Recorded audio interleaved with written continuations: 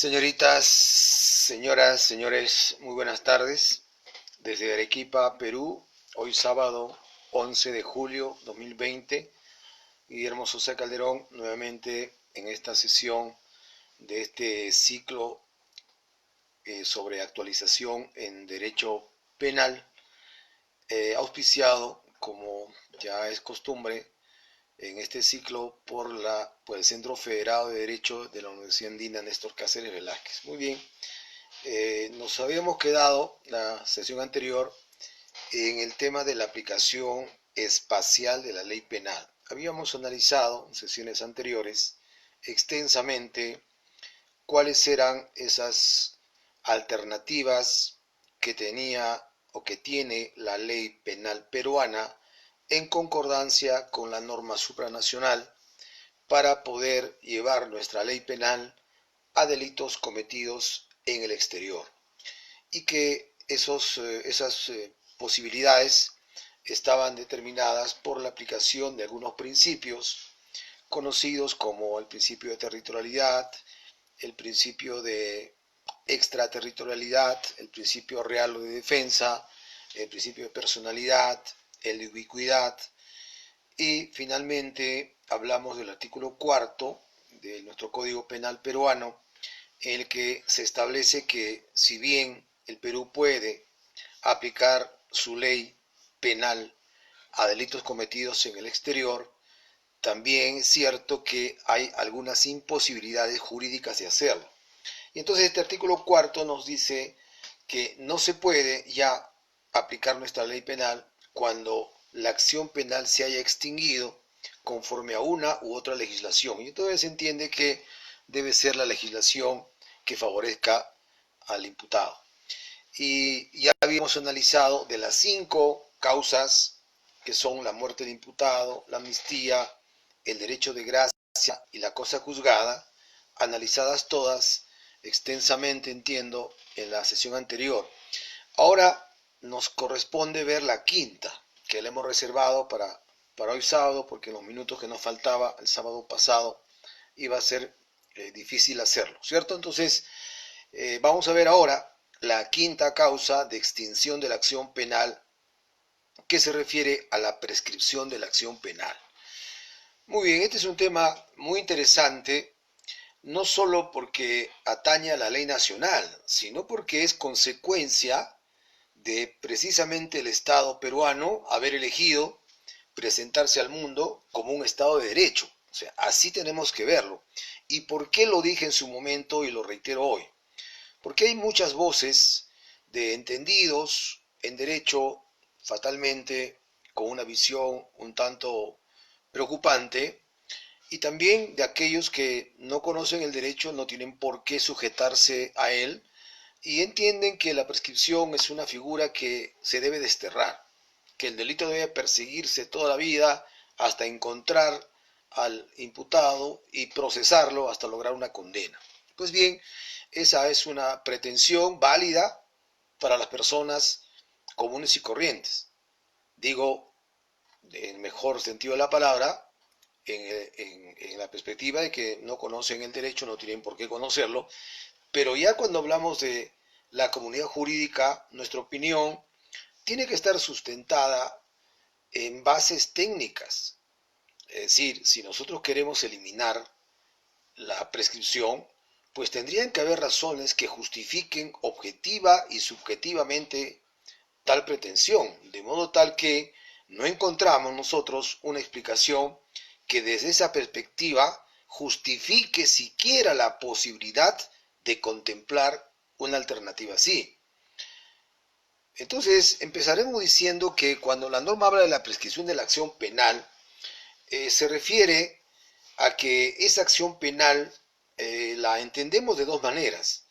La entendemos de manera material, práctica, que es desde que se comete el hecho hasta cuando se logra una sentencia firme. O sea, todo ese trayecto, todo ese lapso de tiempo es la acción penal. Y entonces esa persecución del delito que tiene el Estado por prerrogativa y que la ha delegado a sus autoridades del Ministerio Público y del Poder Judicial va a terminar.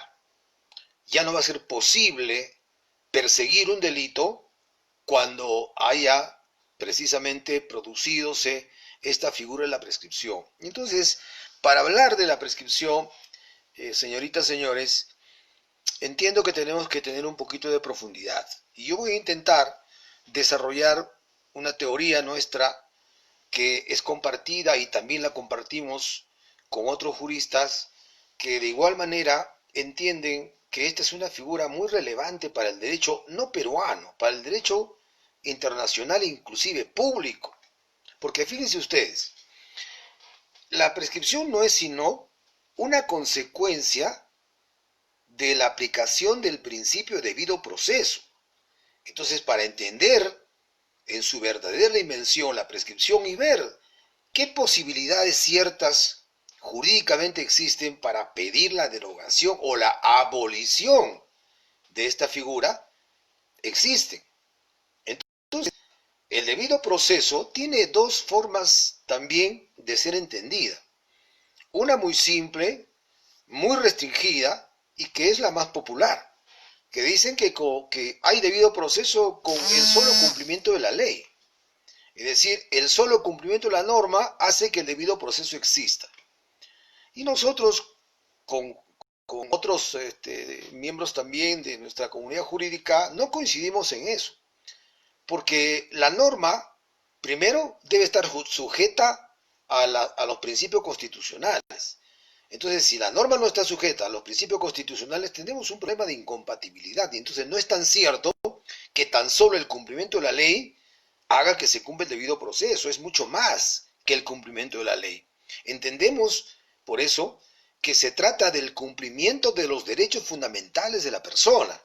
Solo cuando se cumplan los derechos fundamentales de la persona, incluso, vamos a encontrar explicación a ciertas acepciones de la norma inferior de la ley, como es el derecho a la defensa, como el derecho a la contradicción, en fin, todo lo que adorna ya al derecho procesal y al derecho penal conforme a los principios que están establecidos en el título preliminar y que los conocemos como principios limitadores del poder punitivo del Estado. Entonces, partimos de eso. Partimos si el Perú es signatario o no del principio de debido proceso. Y esto tiene una historia. Esto no es que aparece de la noche a la mañana y que el Perú, por buena gente, es que tiene esa figura dentro de su norma. Primero, si la tiene o no la tiene. Bueno, resulta que ustedes conocen que el Código Penal nuestro, y para los que están en la transmisión de otros estados, el Perú tiene su código vigente desde 1991.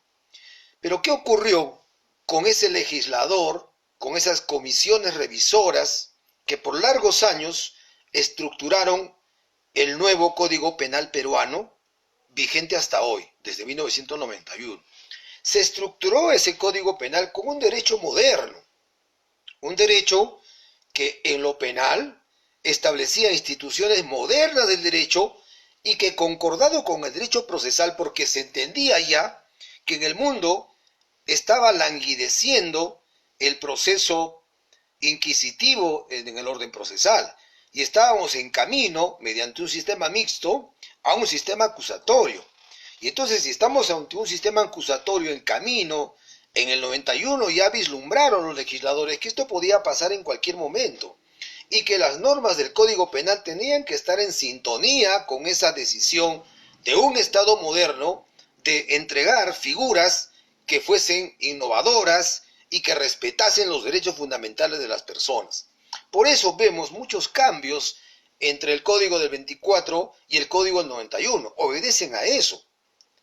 Y ya llegará el momento en las próximas sesiones cuando ya toquemos los puntos del hecho punible para que vean ustedes las grandes diferencias que nuestro Código Penal llevó en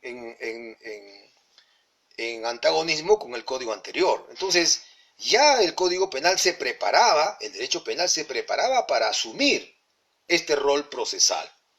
Por eso es que se incorpora en el artículo 80 y siguientes la prescripción de la acción penal, lo mismo que la prescripción de la ejecución de la pena, pero hoy solamente vamos a hablar de la primera, la prescripción de la acción penal, porque es el tema del artículo 4 en la aplicación espacial, ¿no es cierto? Ya en su momento tocaremos el otro también cuando ya veamos lo que tiene que ver con la teoría de la pena. Por ahora estamos ni siquiera en la teoría del delito, estamos en la aplicación espacial. Muy bien, entonces decía que nosotros, recuerden, el año 90, o sea, del 85 al 90, tuvimos un desastre económico en el Perú, ¿no? La historia lo recuerda así, nosotros lo hemos vivido, por tanto no debemos leer la historia, nosotros somos la historia, hemos vivido eso. Una desgracia económica de tal naturaleza que inclusive se compara al resultado de una economía de guerra, ¿no es cierto? El Estado estaba totalmente quebrado. ¿Y por qué? Porque tuvimos el atrevimiento como Estado, en la persona de un mandatario, que se le ocurrió quebrar un compromiso económico con el Fondo Monetario Internacional. Ese quebrantamiento de ese tratado internacional económico con el Fondo Monetario Internacional nos colocó en una situación sumamente apremiante, ¿no es cierto?, a tal punto que fuimos declarados económicamente inelegibles por los organismos multilaterales de crédito. El Perú se convirtió de la noche a la mañana en un paria. Y por eso es que nuestra economía galopante del 87 al 90 provocó un desastre tremendo de hiperinflación, donde finalmente vivimos los que tuvimos las ocasiones de hacerlo. Y mucha gente se habrá quedado en el camino, y la miseria, y todo lo que nosotros recordamos. ¿Y todo por qué? Por haber quebrado un tratado internacional. Muy bien, entonces cuando se sucede el cambio de gobierno, del 85 al 90, ¿no es cierto? Ya estamos hablando del ingeniero Alberto Fujimori. Recordemos que en la campaña electoral él prometió el no shock frente a su antagonista, el señor Mario Vargas Llosa, que propuso el shock, es decir, señor, aquí hay que amputar los miembros inferiores y no hay forma de no hacerlo. El Perú sabía que tenía que hacerse, no había otra alternativa. Pero un candidato dijo que no lo iba a hacer cuando fue mentira, pues, porque finalmente asumió el mando y el día 8 de agosto, 8 de la noche, sábado me parece que era, se presentó en la televisión nacional, en un mensaje a la nación, el ministro de Economía, el señor Juan Carlos Hurtado Miller, y divulgó el shock y nos colocó de la noche a la mañana en algo que nadie sospechaba y nadie sabía que iba a pasar en Perú al día siguiente. Tanto es así que al terminar su mensaje, ese primer ministro dijo que Dios nos salve, ¿no? Que Dios nos proteja, porque claro, lo que iba a pasar al día siguiente nadie lo sospechaba. Si hoy un pan costaba 20 céntimos, mañana nadie sabía cuánto iba a costar un pan, ni la leche, ni el aceite. Es una desgracia nos pasó. Muy bien, eso en el plano económico. Entonces, cuando el Estado peruano hace su cambio de mando y viene el nuevo gobierno, lo primero que tiene que hacerse es resanar la situación económica que no daba para más. Además, la situación política del Perú, cuando entregó a un presidente no una mayoría parlamentaria, no era posible la facilidad de gobernar con leyes, con decretos legislativos, es decir, toda una confabulación en contra de los intereses nacionales. En esa coyuntura, recordamos, el gobierno instaló una comisión de alto nivel encargada al economista internacional arequipeño Hernando de Soto, para que conformara un equipo de trabajo con el cual fuera a Washington y pudiera reinsertar al Perú a la comunidad internacional, entendiendo que ese nuevo inserto tenía que darse con la venia del Fondo Monetario. En otras palabras, teníamos que ir allá, pedir perdón y hacer que el Fondo Monetario nuevamente nos admitiera. Pues bien, eso pasó. Efectivamente, fuimos perdonados, ¿no?, sobre el atrevimiento que tuvimos en la década o en el quinquenio anterior, pero sin embargo el Fondo Monetario puso algunas condiciones que, de ser cumplidas, podrían concretar el regreso del Perú al Fondo Monetario y por tanto ser elegible y estar en la comunidad internacional. Nosotros entonces aparecíamos como parias, aparecíamos como un Estado que no respetaba la norma nacional, no respetaba la norma internacional, y entonces, ¿quién quisiera tener negociaciones o relaciones económicas o de cualquier naturaleza con un país que no se reclamaba sino Estado de Derecho? Lo que todo Estado aspira a ser declarado, reconocido como Estado de Derecho, y no teníamos esa calidad. Entonces teníamos que hacer lo necesario para lograr ese estatus. No había otra forma. Nosotros estábamos quebrados. Necesitábamos de una inversión fuerte extranjera. Por ejemplo, en telefonía. En telefonía nosotros teníamos empresas de telefonía. Teníamos para Lima la Compañía Peruana de Teléfonos. Y para el Perú teníamos Entel Perú. Se supone, empresas que trabajaban para las comunicaciones en el Perú. Sin embargo, en todos nuestros barrios, uno tenía teléfono y todos los demás simplemente mirábamos. Entonces, ¿a qué se había dedicado esa empresa pública? Esa como otras, ¿no? Como otras empresas públicas que solo servían para cobijar a los militantes de los partidos que ganaban las elecciones. O sea, el Perú como Estado, como Estado, era propietario de muchos medios de producción, y cosa que ya no guardaba relación con el nuevo orden mundial, ¿no? Recordemos que, por ejemplo, en la Plaza San Martín, en Lima, existía un Cine Colón, y el Cine Colón era del Estado peruano, ¿no? ¿Y qué películas se pasaban en el Cine Colón propiedad del Estado peruano? Pornografía. O sea, el Estado peruano propiciaba pornografía a través de un cine que era de su propiedad. Y como todos recordamos, los cines de esos tiempos solo necesitaban 3 personas para trabajar. La persona que vendía los boletos, la persona que controlaba el ingreso de los boletos y la persona que manejaba el aparato para que pudiese producirse la película. Eran 3 personas, por turno si quieren, ya está. Sin embargo, el Cine Colón tenía 73 personas trabajando ahí. Y así por el estilo, la empresa pública peruana puede ser un desastre. Y entonces el Fondo Monetario nos dijo, señores, esto no puede ser. El Estado peruano no puede ser dueño de los medios de producción. Eso tiene que hacerlo la actividad privada, como lo hace cualquier otro país de tránsito al primer mundo, ¿cierto? Bueno, fue un consejo, entre comillas, pero que era un compromiso que el Estado tenía que asumir si quería regresar. Lo mismo respecto a la cantidad de empleados públicos que teníamos.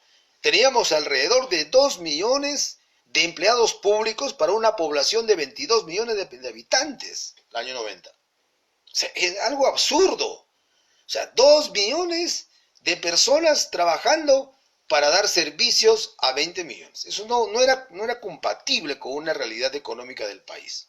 Entonces, el otro consejo era que tenía que reducirse drásticamente esa cantidad de empleo público. Por eso es que, los que recuerdan esos tiempos, se generó una política de incentivar el despido de la gente.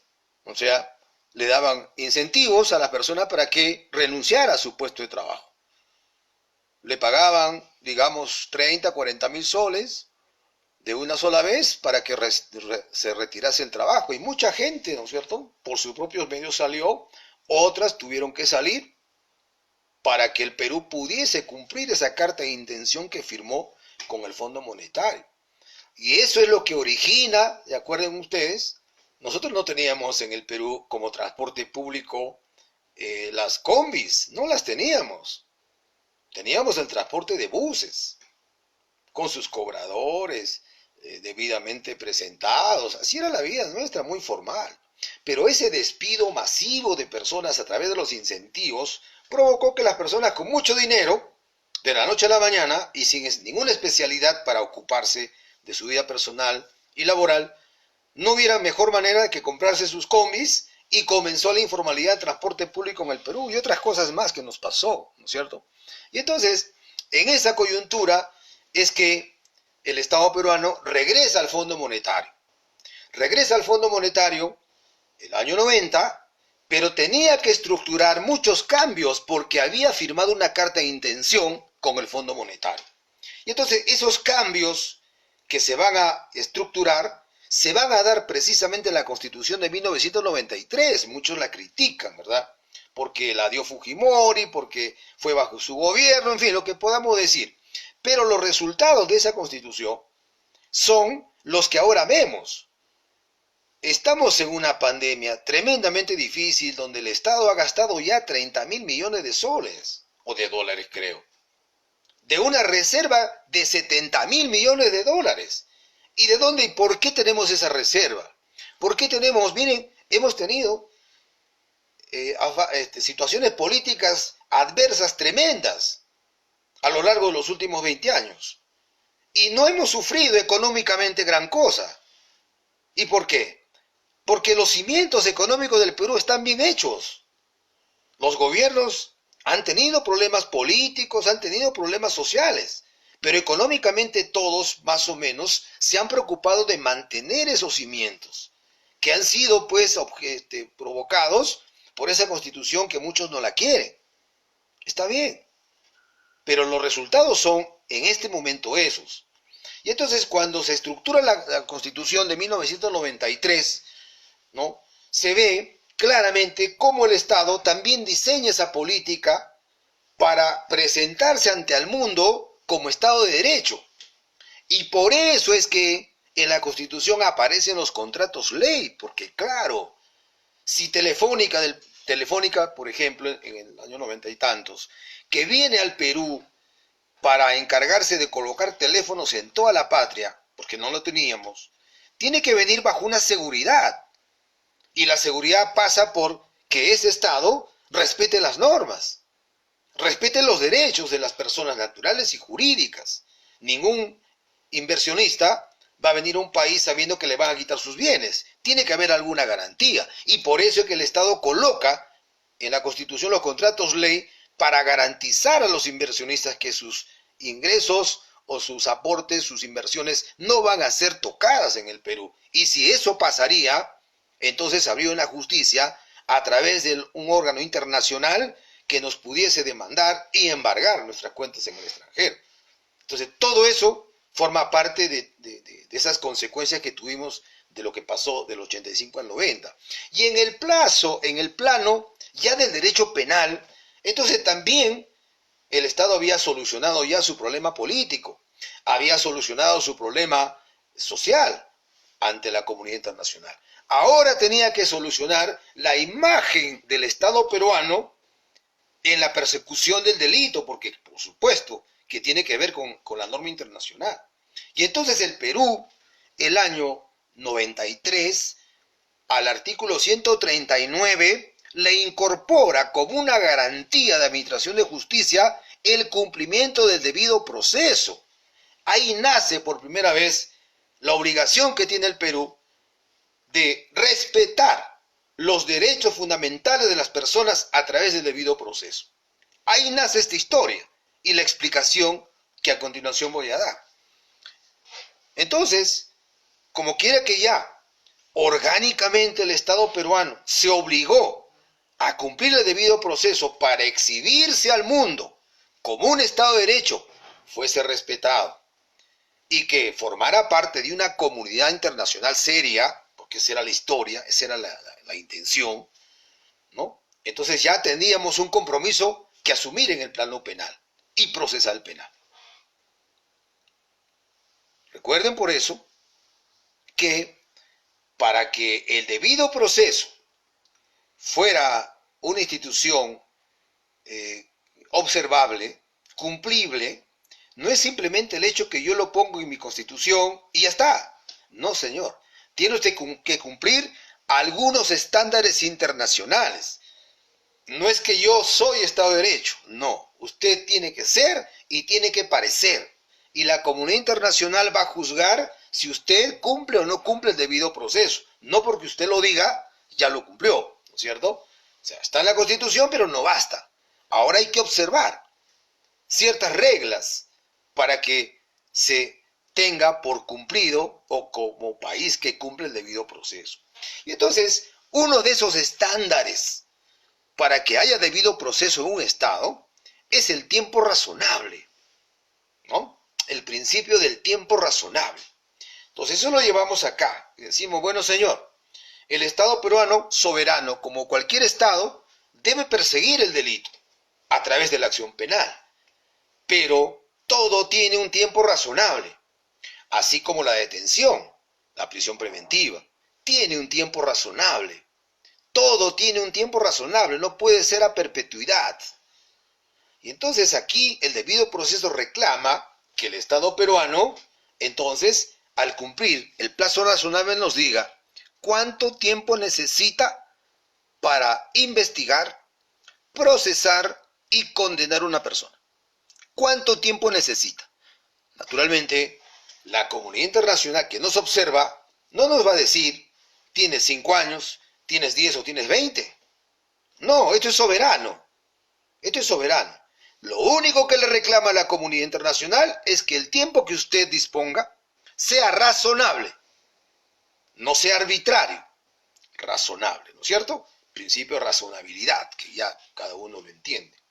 Entonces, esa situación del tiempo razonable hace que el Perú haya escogido esa dimensión de perseguir el delito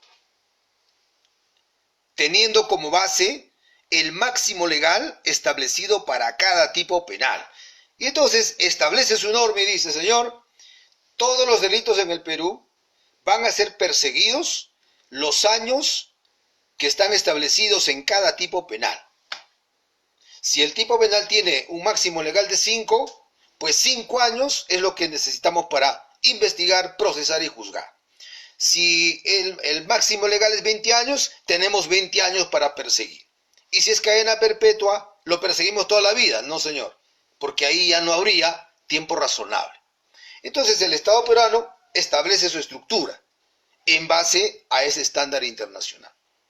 Y escoge, como digo, el tiempo en función a los tipos penales. Muy bien, hagamos el ejemplo. Hurto simple. Tiene un máximo legal de 3 años. Quiere decir que el Estado peruano tiene 3 años para perseguir ese delito. ¿Y qué pasa si cumplidos los 3 años no logra sentenciarlo? Entonces, lo que ocurre ahí es que el Estado peruano, por su propia decisión, pierde ya la ocasión de poder procesar a ese ciudadano. Eso es la prescripción.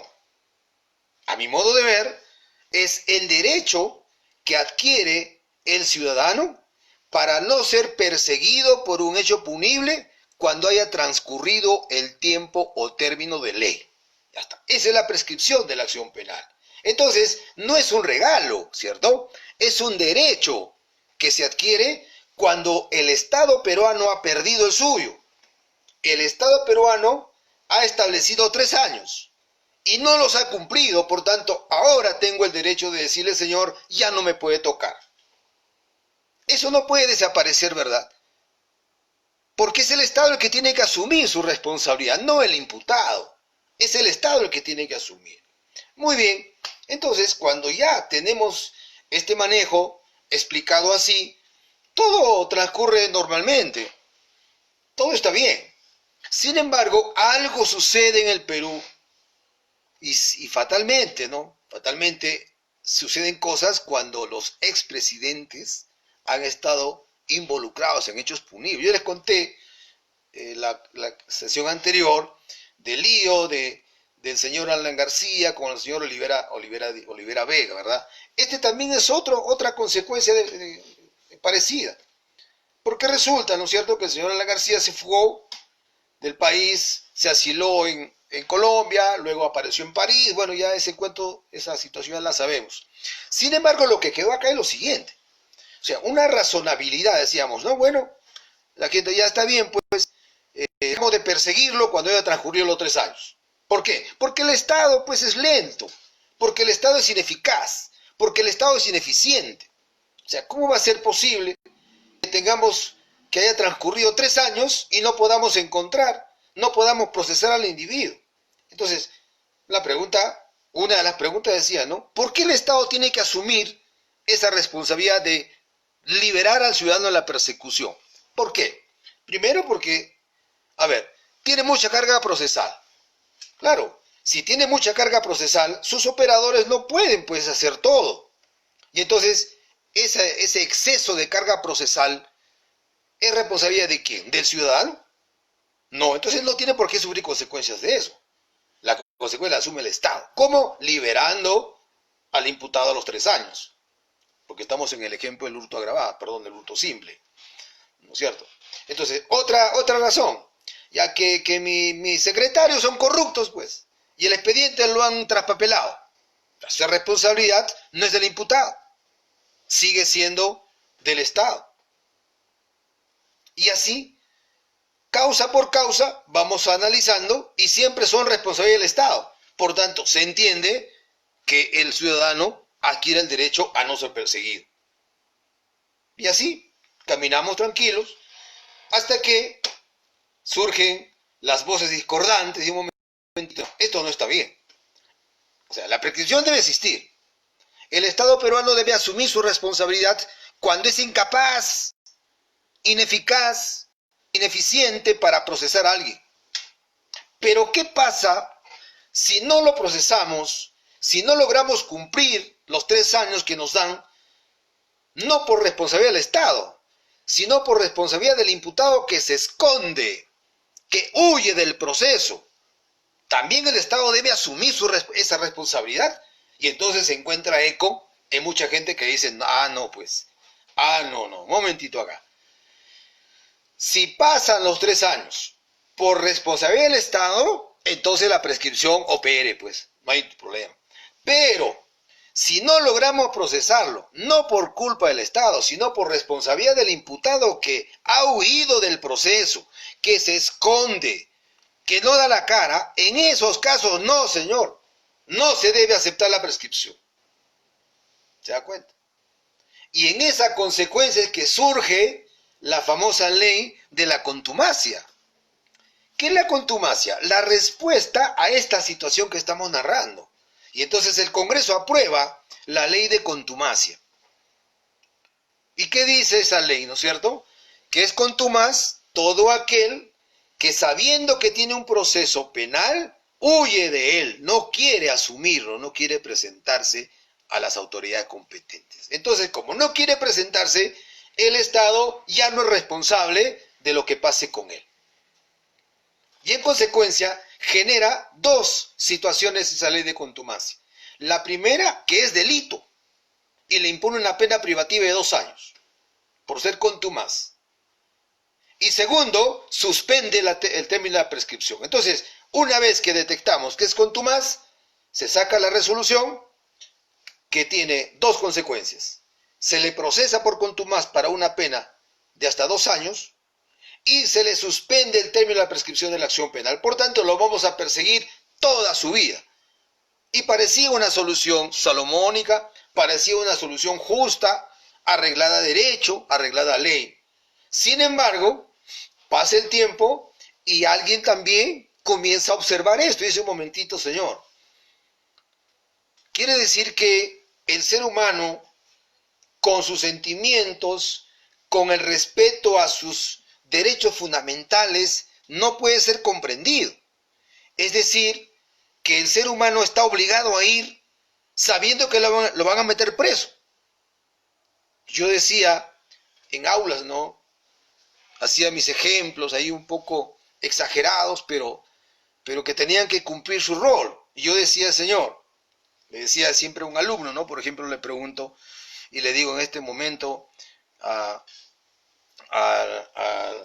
señor Vera, que me está viendo, me está saludando por WhatsApp, le digo, señor Vera, si en el supuesto que usted tenga un amante, casada, ¿no es cierto?, y usted se entera que el marido ya sabe que usted es el atrasador, y ese marido, ¿no es cierto?, que ya sabe que usted es el que está haciendo este asunto inmoral, ¿no?, le ha comentado a un amigo común que el sábado en la parrillada donde van a estar todos ustedes, ahí va a ver usted lo que le va a pasar.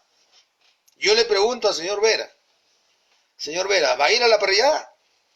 Sabiendo que su vida corre peligro, que su integridad física corre peligro, porque usted sabe que al atrasador le pasa mal, ¿no es cierto? ¿Usted va a ir? No va, pues señor.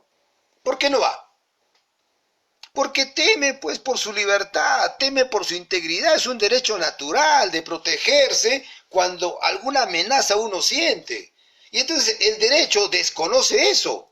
Y te dicen, no, amigo, tú tienes que presentarse. Sabes que te van a meter preso y tienes que ir. ¿Qué le pasa? Un momentito. Eso no es tan así. Y lo demuestro con el artículo 368. El artículo 368 del Código Penal, hecho en 1991, contempla eso y dice, señor, la desobediencia afecta a todos menos al que está de por medio su detención. Es decir, yo puedo, en calidad de supuesto detenido, yo puedo hacer lo posible para que no me detengan y nada me puede pasar, porque es el respeto a ese instinto natural de conservar mi libertad. Los que me ayudan, esos van a soportar un proceso penal por desobediencia a la autoridad. Pero yo no. Y lo dice el 368, primer párrafo, clarísimo. Entonces, el legislador en su momento ha considerado esto. Sin embargo, por ahí le decimos, ¿no? Si usted no quiere ir al proceso, a usted lo vamos a sancionar. Porque tiene que ir, ¿no? Sabiendo que lo van a meter preso, tiene que ir. No me importa su instinto de conservación de su libertad. No me interesa. Pero eso no es normal, pues, señor. Eso no es considerar a un ser humano. Y el derecho tiene que considerar a un ser humano. Y entonces empieza una discusión sobre esta situación de la contumacia. Y al final llega la teoría del Estado Todopoderoso. Dice, un momentito, señor. Cuando un contumaz no va, ¿no es cierto?, al proceso, lo cita el juez, no va. Muy bien. ¿Qué hace el juez? ¿Qué tiene que hacer un juez? Ordenar su orden de captura. Tramitar para que la Policía Nacional, en la unidad correspondiente de capturas, ubique y pueda capturar a ese contumaz. Y entonces esa captura, esa acción de la policía, ¿es responsabilidad de quién? Es decir, ¿por qué la policía no lo captura, pues? ¿No es cierto? El Estado tiene Fuerza Armada. ¿Qué dice esa teoría del Estado poderoso? El Estado tiene Fuerza Armada, tiene policía, tiene tanques, tiene aviones, tiene todo. Y no es posible que teniendo todo, se asuma que una persona se le escape, señor. Y si eso es así, sigue siendo responsabilidad del Estado, no del imputado, porque él tiene derecho a la conservación de su libertad, porque es un instinto natural de un ser humano, ¿cierto? Entonces, bajo esas condiciones, ¿cómo queda la contumacia? ¿Se da cuenta? Y entonces la contumacia va a tener que retroceder. Y el Tribunal Constitucional dijo en su momento, señor, tienen razón las personas que están opinando así. Y entonces no puede sancionarse a la persona porque no quiere ir a un proceso donde va a sufrir daño. Y se declara inconstitucional ese extremo de la ley de contumacia en cuanto a que imponía una pena de 2 años. Desaparece la contumacia como delito, pero se mantenía suspendiendo la prescripción. Sin embargo, ya los jueces, ahora, ¿no es cierto?, ya entendieron perfectamente que eso no es posible aplicar. Y por tanto, la contumacia simplemente es el hecho de declarar a una persona como tal cuando va al proceso, pero ya no se le suspende el término de la prescripción, sigue corriendo. Sigue corriendo, ¿por qué? Porque hemos asumido que de todas maneras el Estado siempre es el responsable del por qué las personas no se presenten al proceso. Es más, le doy un ejemplo. El Código Procesal Penal actual dispone que cuando una persona que está en libertad en un proceso, por decir con comparecencia, le dictan una sentencia condenatoria efectiva de cumplimiento preliminar, ¿no? Puede apelar, claro, De hecho, en la lectura de sentencia no ha estado, porque si él está en la lectura de sentencia, simplemente lo que va a ocurrir es que la fuerza pública lo detenga y lo lleva al penal. Y no se presenta por eso. Y nadie tiene por qué sancionarlo por eso, ¿no es cierto? Ha ido a todas las audiencias. Muy bien, ha estado presente en cada una de las audiencias. Pero el día de la lectura no va, pues. Porque su abogado le va a decir, señor, no sabemos qué pasa contigo. Si tu sentencia va a ser condenatoria o absolutoria, preferible no vayas. Porque si estás ahí y te la dictan efectiva, en el momento te detienen y vas al penal. Y entonces pasa eso, el imputado apela y el Código Procesal dice que en la audiencia de apelación, si no está presente el imputado, la apelación se tiene por no presentada. Fíjense ustedes. Es decir, le estamos obligando al imputado a que se presente, lo metan preso. Y el castigo que si no va, su apelación no existe. Y entonces, ¿cómo queda el principio de la doble instancia? Principio constitucional. Se reflexionó sobre eso. Y por eso es que, estando ese dispositivo todavía en el Código Procesal Penal, no se aplica. ¿Por qué? Porque el abogado representa a ese imputado. Y la sola presencia del abogado hace suficiente que se deba respetar la apelación del imputado. Esa es la forma en que procedemos. Entonces vean ustedes, la prescripción, como la estamos explicando, y las razones que dieron su lugar por el debido proceso, hace que no podamos entender tan fácilmente que mañana la sacamos y nada pasa. No, señor, la podemos sacar, como ya se hizo para los delitos de corrupción. Mañana querrán hacerlo para los delitos contra el patrimonio, pasado contra los delitos de libertad sexual y así. Pero el día que hagamos eso, con toda seguridad, nos reconocerán internacionalmente que entonces ya no cumplimos el debido proceso. Y entonces ya no somos un Estado de Derecho, pues si empezamos a hacer esto, ya no somos un Estado de Derecho. Unos dirán, ¿y qué nos importa? Y otros diremos, sí nos importa, porque somos parte de una comunidad internacional. Como quiera que sea, entonces esos son los orígenes de lo que yo entiendo de la prescripción de la acción penal. Y entonces ahora veremos cómo el Estado peruano ha estructurado su figura, cómo lo ha estructurado el derecho penal peruano, repito, en 1991. Por eso yo siempre admiro a esa comisión revisora del Código, cómo es que ha vislumbrado ese cambio que iba a pasar los años 93, 94, para que el Estado peruano incorporase el debido proceso y entendiéramos el plazo razonable y todo lo que entendemos ahora. Es natural reconocer a esos legisladores que hicieron ese proyecto de Código Penal de 1991 que, mire usted, en los años va encontrando sentido. Es así, la experiencia del jurista no se puede soslayar, ¿no? Por algo la línea de vida les ha dado la experiencia necesaria para hacer este tipo de cosas, ¿no? Muy bien, entonces, nuestro Código Penal ha desarrollado este tema, decía, a partir de los artículos 80 y siguientes. Entonces, el primer tema es el que ya dije, ¿no? De acuerdo al derecho penal peruano, todos los delitos prescriben en un tiempo igual al máximo legal que esté establecido en el delito. Sin embargo, por el tiempo razonable, el Perú ha tenido que respetar el derecho internacional. Y nos ha dicho, nosotros tenemos dos clases de penas privativas, ¿no es cierto? La pena privativa mejor tiene dos clases. Tiene la temporal y tiene la cadena perpetua. La temporal es de 2 días a 35 años. Y la cadena perpetua, como su nombre lo indica, ¿no?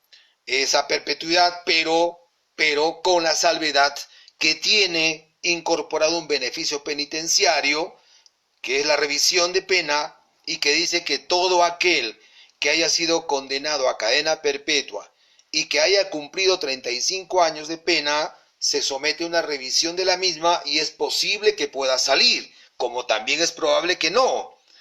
Discuto con algunos colegas, con algunos entendidos, entre comillas, que dicen que todo aquel que cumple cadena perpetua es 35 años. No, señor, no es así. Lea usted el artículo, lea usted el decreto legislativo 921. Y me gustaría hablar de eso, pero por hoy no es el tema. Ya llegará el momento en que hablemos de eso. Solamente digo, no es que usted cumpla 35 años y sale, señor. No. Cuando cumpla 35 años, usted pide la revisión de su pena. Es un beneficio penitenciario. Es facultativo. El derecho subjetivo a pedirlo existe. Pero no porque usted lo pida se lo van a dar. Es lo mismo que la semilibertad, lo mismo que la libertad condicional, que son beneficios penitenciarios, pero no porque yo los pida me los van a dar. Tengo que cumplir ciertos estándares, el comportamiento en el penal, los informes multidisciplinarios, todo eso. De manera que no es cierto que porque la cadena perpetua dicen dura 35 años, falso, señor. Es un beneficio, repito, que a los 35 años te revisan la pena, es posible que salga, es posible que no, ya veremos en su momento. Muy bien, pero esas dos clases de penas son las que la prescripción contempla y dice, señor, todo delito prescribe en un tiempo igual al máximo legal. Sin embargo, dice, cuando se trata de pena temporal, prescribe el máximo tiempo es 20 años. Y cuando se trata de cadena perpetua, el máximo tiempo es 30 años. Quiere decir que en el Perú a nadie se puede perseguir más de 20 años en caso de pena temporal o más de 30 años en caso de cadena perpetua. Eso está clarísimo. Está en la norma, artículo 80. No lo queremos entender, es el problema de cada quien, pero ahí está, clarito. Ahora tenemos otras figuras que van a ir arreglando esta norma general. Dice, por ejemplo, que el término se duplica si es que el delito es cometido por funcionarios o servidores públicos y es contra el patrimonio del Estado. Se duplica. Muy bien, hagamos un ejemplo. El delito de peculado. El delito de peculado es sancionado con una pena de 4 a 8. Quiere decir que prescribe a los 8 años, normalmente. Pero, como es un delito cometido por funcionario o servidor público y es contra el patrimonio del Estado, el término se duplica, por tanto es a los 16 años. Es un castigo adicional por la función de garantía que el funcionario no ha cumplido. ¿No? Se entiende que es una sanción adicional y que la explicamos sin ningún problema. Y luego tenemos el artículo, por ejemplo, 376, donde el delito es abuso de autoridad. Y si ese delito de abuso de autoridad es cometido por funcionario, pero no se duplica pues el término. ¿Por qué? Porque la duplicidad del término solo es cuando se dan dos requisitos concurrentes. El autor debe ser funcionario o servidor y además el delito ser en contra del patrimonio del Estado. Entonces, todos los delitos que están en el libro, en el título contra la administración pública, todos no son contra el patrimonio del Estado. Hay muchos que no tienen nada que ver con el patrimonio del Estado. Abuso de autoridad, resistencia a la autoridad, violencia a la autoridad, todos esos delitos no tienen nada que ver con patrimonio, por tanto, aún siendo cometidos por funcionarios, no se tiene por qué duplicar. Y luego viene ya otra situación donde rebaja así como sube, así como duplica, también reduce a la mitad. Y eso está bien, ¿cierto? Porque hay una proporcionalidad. Entonces, así como sube, se duplica en una mitad, también se baja en una mitad. ¿Cuándo? Cuando el delito es cometido por personas mayores de 65 o mayores de 18 y menores de 21. En esos casos, cuando esas edades computadas al momento de la comisión del delito, se reduce el plazo a la mitad.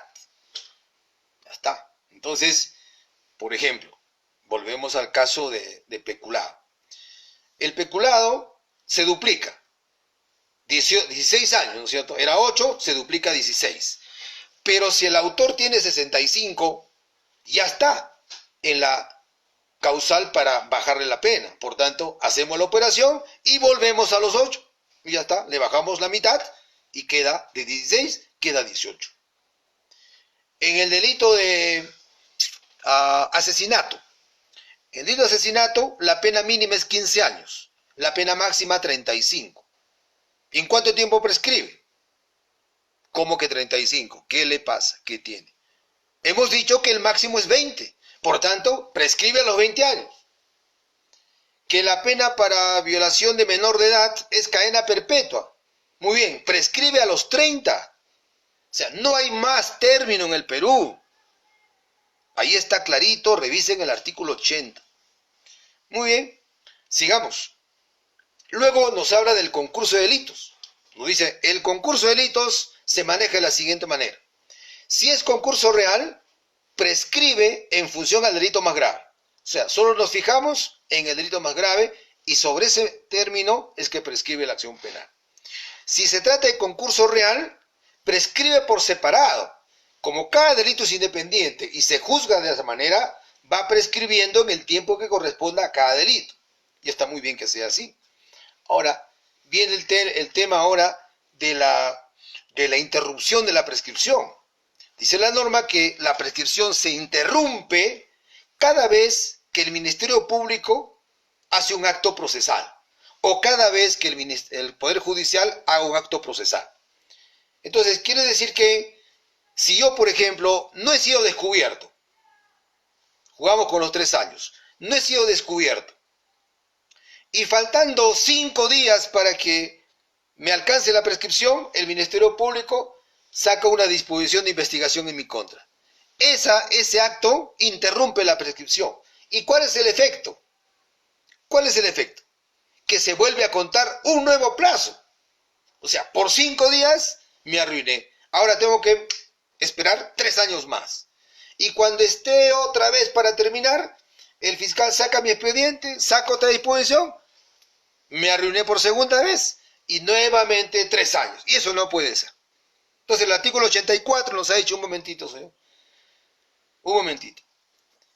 No se puede estar interrumpiendo cada rato, cada vez la prescripción. Usted ve cómo hace Estado. Solo le digo que en todos los casos el hecho se va a prescribir cuando haya transcurrido una mitad del plazo ordinario. Quiere decir que si el plazo ordinario es 3 años, si transcurre 1 año y medio adicional, por tanto, 4 años y medio, el Estado ya no tiene nada que hacer conmigo y tiene que dejarme seguir con mis actividades. Esa es la interrupción de la prescripción. O sea, por eso que hablamos de prescripción ordinaria y de prescripción extraordinaria. ¿Cuál es la ordinaria? Aquella que solo tiene que ver con el máximo que establece el tipo penal. ¿Y cuál es la extraordinaria? Cuando le sumamos una mitad. Entonces ya no interesa mucho la prescripción ordinaria. La que más se utiliza es la extraordinaria, porque siempre van a haber disposiciones judiciales, disposiciones fiscales que han interrumpido. Entonces simplemente lo que vamos a hacer es sumar una mitad al término ordinario, presentar la excepción y ya no nos pueden tocar. Porque es un derecho, repito, que hemos adquirido porque el Estado no ha cumplido su obligación de respetar el plazo que puso. Ahora, el cómputo, aquí con esto terminaremos. El cómputo está en función a primero qué clase de delito es. Y aquí sí que tenemos un gran problema porque la mayoría de nosotros no conoce esto a perfección. Miren, nos pone 4 casos. Nos dice, ¿desde cuándo contamos pues los 3 años, 5 años? ¿Desde qué momento vamos a contar? Primero, delito instantáneo. Si es delito instantáneo, es decir, se ha cometido el hecho y en el mismo acto de la comisión se consumó, es un delito instantáneo.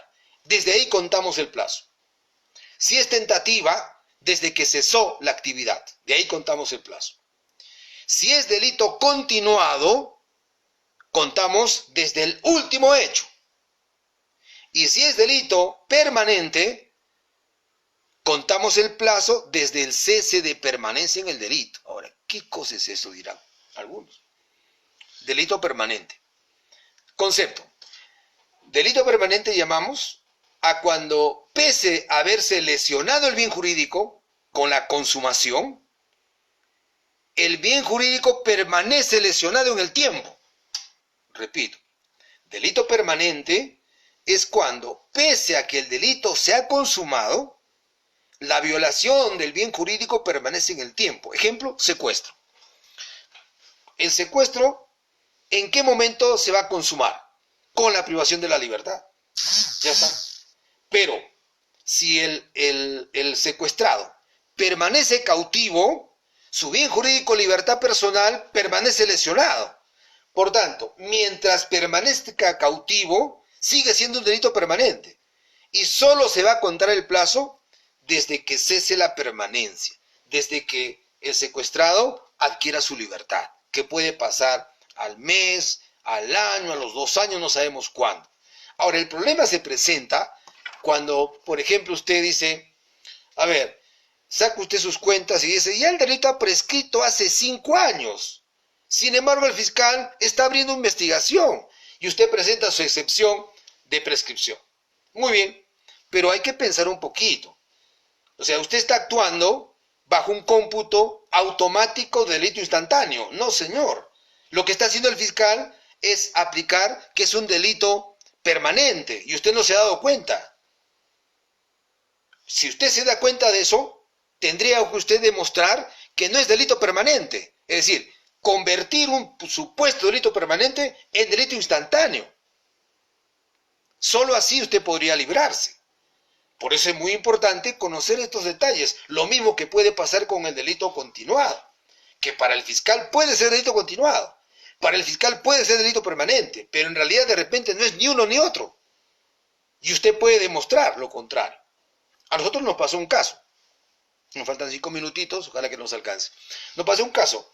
En los años 2010, aproximadamente un señor le ofrecen la nacionalidad japonesa y él contrata pues a este tramitador para que le dé una visa al Japón porque ahí hay buen trabajo y no sé cuánto.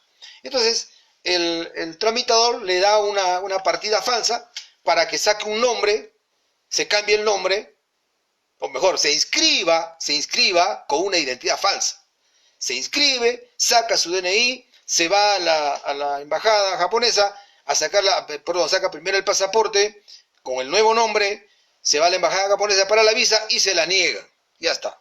Entonces, a los 10 años aproximadamente, el RENIEC hace sus cruces de información y descubre que esta persona tiene doble identidad.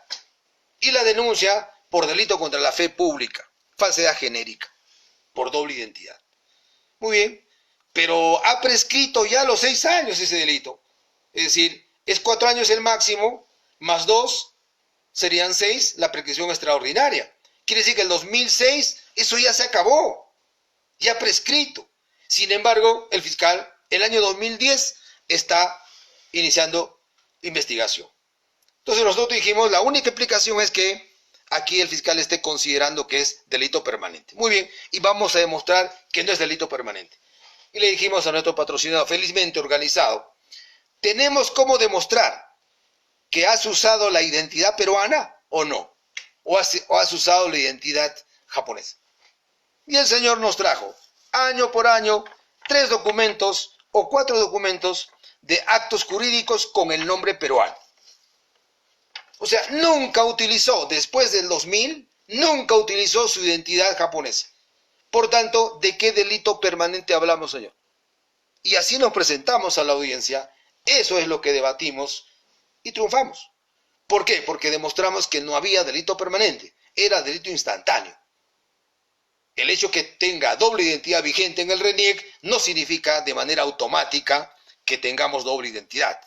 Tal vez, si él hubiese usado en algún año posterior esa identidad japonesa, obviamente estaríamos frente a un delito permanente. Pero no fue así, gracias a Dios, y pudimos terminar esa defensa con determinar que era un delito instantáneo y no un delito permanente.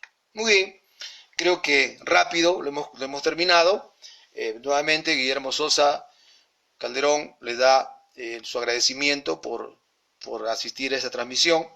Nuestro agradecimiento también al Centro Federado de Derecho de la Universidad Néstor Cáceres Velázquez, en la persona de su representante, la señorita Katy Medina y el señor César Vera, que siempre están atentos a que nosotros podamos estar con ustedes cada sábado. No olviden, próximo sábado, nuevamente nuestro compromiso es estar con ustedes para tratar el tema de la aplicación temporal de la ley penal, que también es otro tema bastante interesante y que forma parte del ciclo que nos hemos comprometido a hacer hasta que lleguemos hasta donde lleguemos. No se sabe si después de la pandemia, cuando pase, continuaremos o no, pero nuestra intención es seguir sábado a sábado con ustedes, tratando de aportar en algo a nuestra comunidad jurídica. Muy amables, que pasen bonita noche y un bonito fin de semana. Que les vaya bien, hasta la próxima.